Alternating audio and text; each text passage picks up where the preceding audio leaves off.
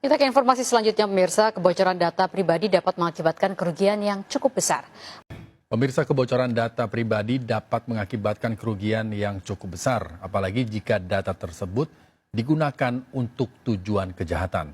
Hati-hati dengan data pribadi Anda. Jangan terlalu gampang menyerahkan kepada orang data pribadimu, nama. Perlindungan data pribadi konsumen di era digital, hak, risiko, dan juga payung hukumnya.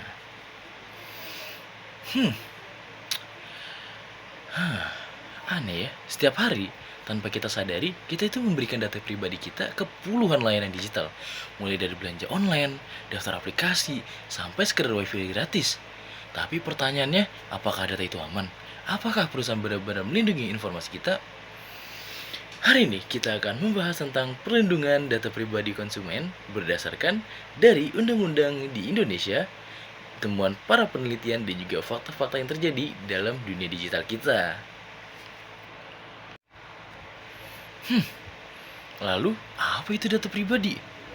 Gini. Menurut Undang-Undang Nomor 27 Tahun 2022 tentang Perlindungan Data Pribadi atau UU PDP, data pribadi itu adalah data tentang seseorang yang dapat mengidentifikasi individu tersebut, baik secara langsung maupun tidak langsung. Itu tertera pada pasal 1 ayat 1.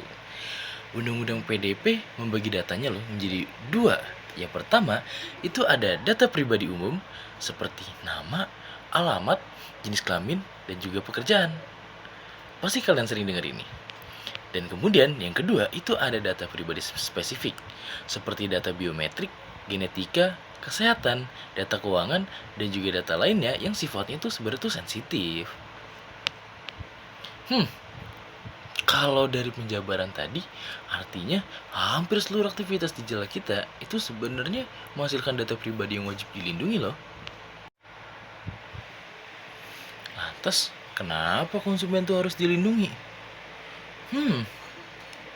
Menurut berbagai jurnal penelitian, kasus kebocoran data di Indonesia itu kian hari meningkat terus loh dalam 5 tahun terakhir.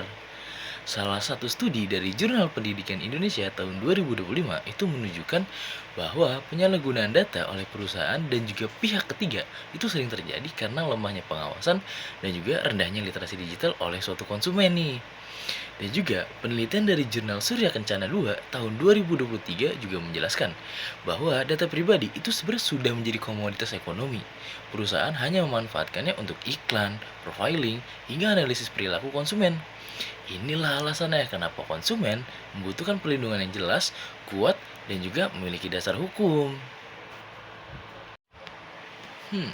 Berarti hak konsumen atas data pribadi. Nah, di bawah Undang-Undang PDP, setiap pemilik data, yaitu kita sebagai konsumen, itu memiliki hak yang harus dihormati loh.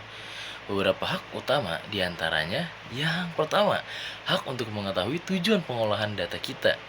Kita berhak tahu data itu dikumpulkan untuk keperluan apa, diproses dan juga diproses oleh siapa. Dan yang kedua, hak untuk mengakses dan juga mendapatkan salinan data pribadi. Misalnya, meminta perusahaan memberikan file berisi semua data-data kita. Dan yang ketiga, hak untuk memperbaiki data. Jika ada data kita yang salah, kita berhak meminta perbaikan dan itu diperbolehkan.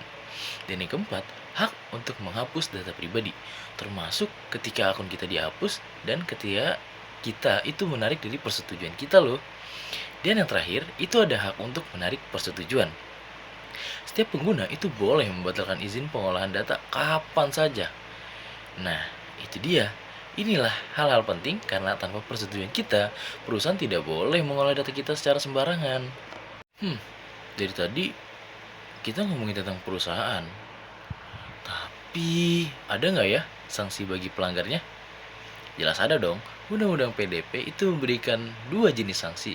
Yang pertama ada administratif dan juga pidana.